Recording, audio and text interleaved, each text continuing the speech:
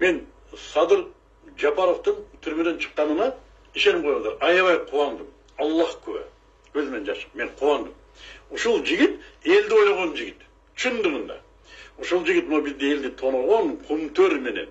Кумтөрдүн дүйнөлүк ажыдардын баягындай эмеси, шлангасы. Алтын соруп аткан биздин келечегибизди какшатып аткан ажыдардын тумшугу. Ошону менен күрөшүп bunu bilik satып ийген жигит бул. Бийлик элинин таламын талашып аткан жигитти өзү каматып берген. Ошол жигит ошол элдин таламын талашам деп камалган жигит. Сынбай койду ушул жигит. Мен тан бердим ушул жигитке. Эркек бердим. Эгер бузулуп кетпесин, көз тийбесин.